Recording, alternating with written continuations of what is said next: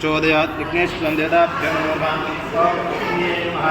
ओम नवाहनाय नमः। ओम ताशने नमः। ओम विष्णुवदने नमः। ओम देवकाय नमः। ओम सप्तद्वीपाय नमः। ओम वैश्वराय नमः। ओम जागृते नमः। ओम गणानाथाय गणपतिं नमामि। तुमिं कवीनां नमः।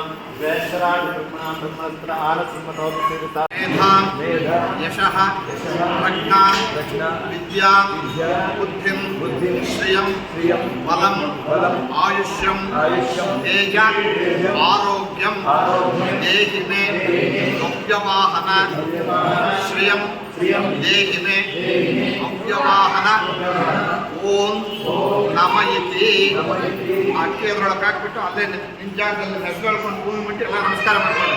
ವಿಘ್ನೇಶ್ವರಾಯ ಮನಸಾಭೀಷ್ಟ ಪ್ರಾರ್ಥನಾಂ ಸಮರ್ಪಯಾಮಿ.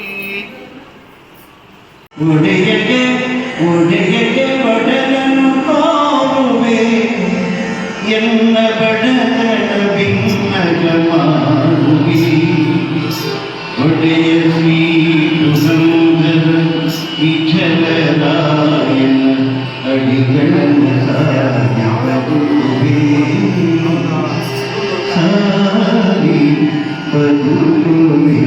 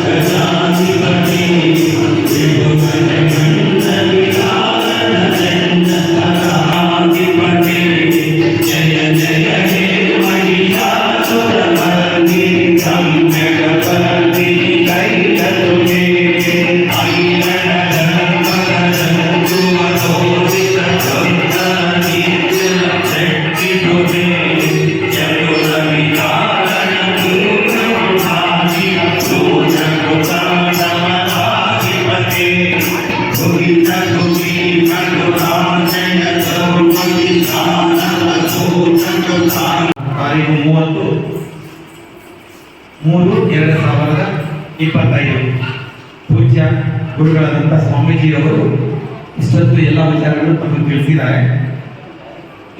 ಈ ಸಾಯಿನಾಥ ಜ್ಞಾನ ಮಂದಿರದಲ್ಲಿ ನಡೀತಕ್ಕಂಥ ಎಲ್ಲ ಪೂಜೆಗಳು ಈ ಒಂದು ಕಾಂಪ್ಲೆಕ್ಸ್ ಅಲ್ಲಿ ರೆಡಿ ಮಾಡಿದ್ದಾರೆ. ಸ್ವಾಮಿಗಳು ಸುಮಾರು ದಿನಗಳಿಂದ ರೆಡಿ ಮಾಡಿ ಹೊಸ ವರ್ಷದಲ್ಲಿ ಬಿಡುಗಡೆ ಮಾಡಬೇಕು ಅಂತ ಟೈಪ್ ಮಾಡಿ ರೆಡಿ ಇರಿಸಿದ್ದಾರೆ. ಈ ಒಂದು ಸಾಯಿನಾಥ ಜ್ಞಾನ ಮಂದಿರದಲ್ಲಿ ಈ 30ನೇ ತಾರೀಕಿನಿಂದ ಹಿಡಿದು ಮುಂದಿನ ವರ್ಷ 20ನೇ ತಾರೀಕು 3ನೇ ತಿಂಗಳು ಅಂದ್ರೆ ಮಾರ್ಚ್ 2026 ಅಂದ್ರೆ ಯುಗಾದಿಯಿಂದ ಯುಗಾದಿಗೆ. ಈಗ ಯುಗಾದಿ ಬಂದು ವಿಶ್ವ ವಸು ಸಂವತ್ಸರ, ನೆಕ್ಸ್ಟ್ ಯುಗಾದಿಗೆ ಪರಾಭವ ನಾಮ ಸಂವತ್ಸರ.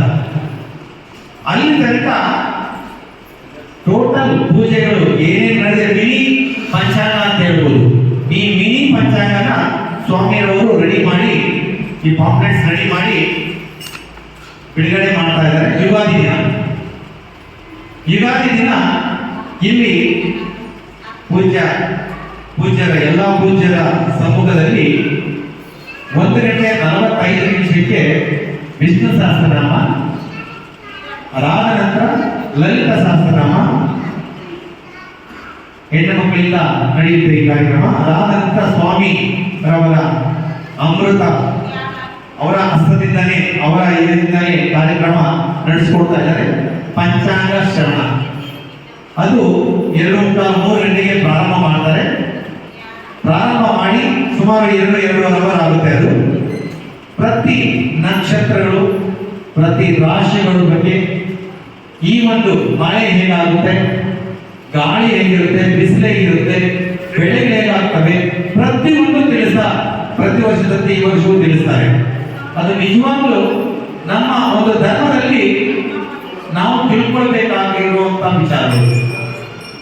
ಅದರಿಂದ ಈ ಒಂದು ಸಾಯಿನಾಥ ಜ್ಞಾನ ಮಂದಿರದಲ್ಲಿ ಈ ಒಂದು ಕಾರ್ಯಕ್ರಮ ಹಿರಿಯರು ಹಮ್ಮಿಕೊಂಡಿರ್ತಾರೆ.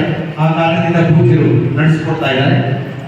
ಆ ಒಂದು ಪಂಚಾಂಗ ಶ್ರವಣದಲ್ಲಿ ನಾವು ಪ್ರತಿಯೊಬ್ಬರು ಭಾಗಿಯಾಗಬೇಕು ಅನ್ನೋದು ಇಲ್ಲಿ ಹಿರಿಯರ ಒಂದು ಮಾತು, ಹಿರಿಯರ ಆಶೀರ್ವಾದ. ಆ ಒಂದು ಪಂಚಾಂಗದಲ್ಲಿ ನಾವು ನಮ್ಮ ಕೈಲಾದಷ್ಟು ಒಂದು 2 ಬಾಳೆಹಣ್ಣು ತಗೊಂಡ್ಬಂದು ಪೂಜ್ಯ ಗುರುಗಳಿಗೆ ಕೊಟ್ಟು ಆ ಒಂದು ಪಂಚಾಂಗನ ಕೇಳಿಬಿಟ್ಟು ಅವರ ಆಶೀರ್ವಾದ ತಗೊಂಡು ಹೋದ್ರೆ ಇಡೀ ವರ್ಷವೆಲ್ಲ ಆನಂದವಾಗಿರ್ತೀವಿ ಅಂತ. ಕೆಲವು ಆಗೋದೇ ಇಲ್ಲ, ಬರೋದಕ್ಕೆ ಆಗೋದೇ ಇಲ್ಲ ಅಂದವರು ಅಟ್ಲೀಸ್ಟ್ ಅದೇ 2 ಬಾಳೆಹಣ್ಣು ತಗೊಂಡು ಎಲೆ ಅಡಿಕೆ ಇಟ್ಕೊಂಡು, ಅಂದ್ರೆ ಎಲೆ ತಾಂಬೂಲದಲ್ಲಿ ಇಟ್ಕೊಂಡು ಹಸುಗೆ ನೀವು ತಿನ್ನಿಸಿದ್ರೆ ಅಷ್ಟೇ ಭಾಗ್ಯ ಸಿಗುತ್ತೆ ಅಂತ. ಈ ಇಡೀ ವರ್ಷ ಎಲ್ಲ ಆನಂದ ಭಗವಂತ ಕೊಡ್ತಾರೆ ಅಂತ ನಾನು ಬರದೇ ಇರೋರಿಗೆ ಹೇಳ್ತಾ ಇದ್ದೀನಿ. ಬರುವಂತವರಿಗೆ ಇಲ್ಲಿ ಬಂದು ಪೂಜ್ಯ ಸಾಕ್ಷಾತ್ ದೈವ ಸ್ವರೂಪರಾದಂತಹ ಸ್ವಾಮೀಜಿಯವರು ಈ ಒಂದು ಕಾರ್ಯಕ್ರಮ ನಡೆಸಿಕೊಡ್ತಾರೆ. ಈ ಕಾರ್ಯಕ್ರಮದಲ್ಲಿ ಪ್ರತಿಯೊಬ್ಬರು ಭಾಗಿಯಾಗಿ ಆ ಒಂದು ಶ್ರವಣವನ್ನ ತಾವು ಕಣ್ಣಲ್ಲಿ ನೋಡಿ ಕಿವಿಯಲ್ಲಿ ಕೇಳಿ ಆ ಒಂದು ಹಿತವಚನಗಳನ್ನು ಸ್ವೀಕರಿಸಬೇಕೆಂದು ತಮ್ಮಲ್ಲಿ ಪ್ರಾರ್ಥಿಸ್ತಾ ಇದ್ದೀವಿ. ಇದು 2:45 3 ಗಂಟೆ ಒಳಗೆ ಪ್ರಾರಂಭ ಮಾಡ್ತಾರೆ.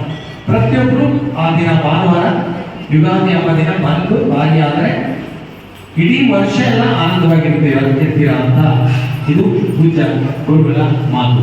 ಆದ್ದರಿಂದ ಪ್ರತಿಯೊಬ್ಬರು ಬಂದು ಭಾಗಿಯಾಗ್ತೀರಾ ಅಂತ ತಮ್ಮಲ್ಲಿ ಬೇಡ್ತಾ ಇದ್ದೀವಿ. ಓಂ ಸಾಯಿರಾಮ್.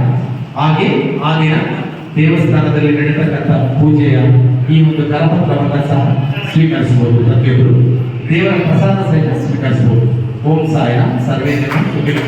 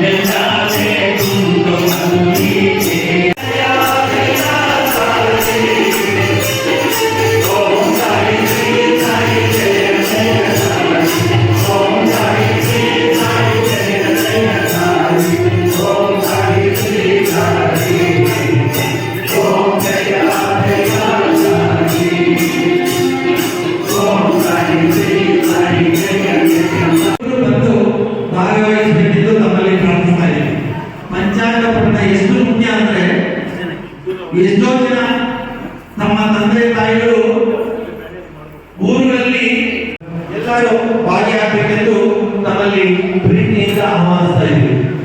2 ಗಂಟೆ 45 ನಿಮಿಷದಿಂದ ಪಂಚಾಂಗ ಶ್ರವಣ ಇರುತ್ತದೆ. ಓಂ ಸಾಯಿ.